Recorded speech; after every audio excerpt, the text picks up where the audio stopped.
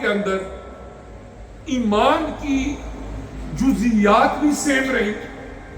کوئی نبی دنیا کے اندر نہیں آئے جنہوں نے کہا ہو کہ ایک سے زیادہ کوئی رب ہے. ہر ایک نے وحدانیت باری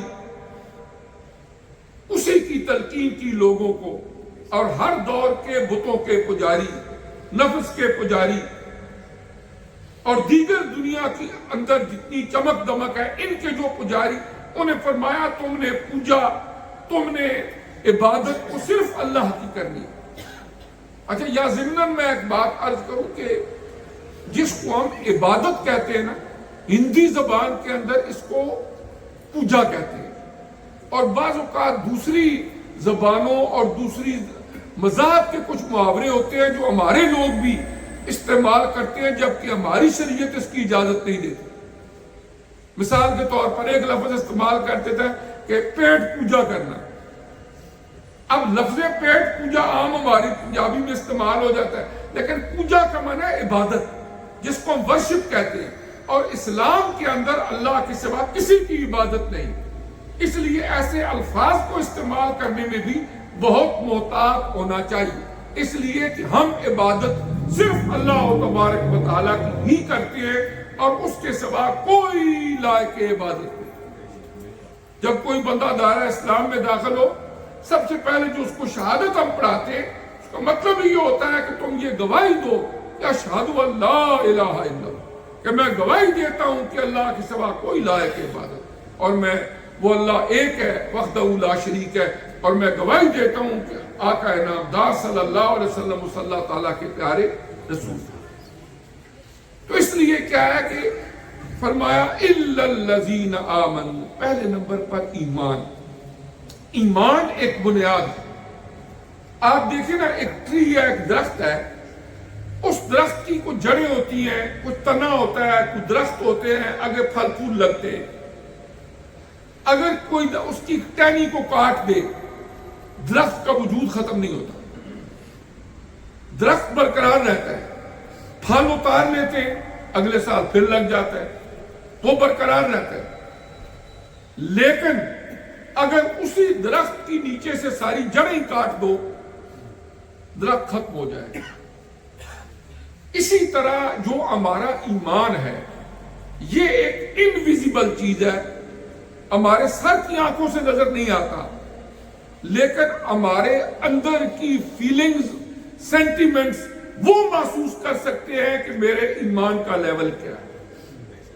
ایک دفعہ جب بارگاہ نبوت میں یہ سوال کیا گیا کہ ہر چیز کی کوئی علامت ہے، ایمان کی علامت کیا ہے، تو نبی کریم علیہ السلام نے فرمایا کہ اپنے دل پر خیال کرو، اگر نیکی کی طرف رغبت تمہارے دل میں موجود ہے، گناہ کی نفرت تمہارے دل میں موجود ہے، تو یہ ایمان کی علامت ہے. پھر اس کا لیول کیا ہے؟ کوئی نہیں دیکھ رہا، آپ اکیلے ہیں، دعوت گناہ ہے، وسائل بھی ہیں. اب کیا ہے؟ کوئی بھی نہیں دیکھ رہا، لیکن آپ کے ایمان کا لیول کیا ہے؟ کیا آپ کا ایمان ہے کہ یہ غلط ہے کہ کوئی نہیں دیکھ رہا؟ ایک ذات دیکھ رہی ہے جو وحدہ لا شریک ہے، میرے ساتھ ہے، سن بھی رہا ہے، دیکھ بھی رہا ہے. تو جب یہ نظریہ عقیدہ ایمان کا پختہ ہوتا ہے تو پھر آدمی کے اندر نیکی کرنے کا لیول بڑھ جاتا ہے اور برائی کی طرف رجحان گھٹ جاتا ہے. اور جب ایمان کمزور ہو اس کی علامت یہ ہوتی ہے کہ بندے کے اندر گناہ کی طرف رجحان بڑھ جاتا ہے اور نیکی کی رستے کی طرف آنا ایسے لگتا ہے پتہ نہیں کہیں پہاڑ سر کرنے. 50 قدم کے فاصلے پر مسجد ہو، اذان ہو گئی ہے، مسجد آنے کے لیے بندہ سمجھتا ہے پتہ نہیں کیا ہو جائے گا، اور اگر ٹی وی پر ایسا پروگرام لگا ہوا ہوگا وہ بے حیائی کا ہو تو وہ دیکھنے کے لیے طبیعت زیادہ مائل ہوتی ہے. اب یہ کیا ہے کہ اصل ایمان ہے تو انویزیبل، لیکن جو انویزیبل چیزیں ہوتی ہیں ان بھی کچھ نہ کچھ نشانیاں ہوتی ہیں. مثلاً سردی آ رہی ہے جی، سردی ہمیں نظر آتی ہے کدھر ہے، لیکن اس کی کوئی نشانیاں تو ہے نا. لوگوں کے لباس سے آپ اسیس کرتے ہیں، ٹھنڈی ہواؤں سے آپ اسیس کرتے ہیں کچھ ہے. اسی طریقے سے باہر کا موسم آتا ہے، آپ کو پتا ہوتا ہے، درختوں کو دیکھتے ہیں اس کی کوئی نشانیاں ہیں. خزاں کا موسم آتا ہے آپ کو پتہ چل جاتا ہے کہ پتے جھڑ رہے ہیں، یہ صورتحال خزاں کا موسم ہے، نظر تو نہیں آنکھوں سے آ رہا لیکن کچھ نشانیاں اس کا پتہ دے دیتی ہیں۔ اسی طرح ایمان بندے کا نظر تو نہیں آتا لیکن ہر بندے کے اندر ایک تھرمامیٹر ضرور لگا ہوا ہے کہ اگر تھوڑی دیر گردن جھکا کے اپنے اندر جائزہ لے اس کے اندر نیکی کی رغبت کتنی ہے اور گناہ کی نفرت کتنی ہے تو وہ اپنے ایمان کو ناپ سکتا ہے کہ آؤٹ آف 10 میرا ایمان کا لیول کیا ہے۔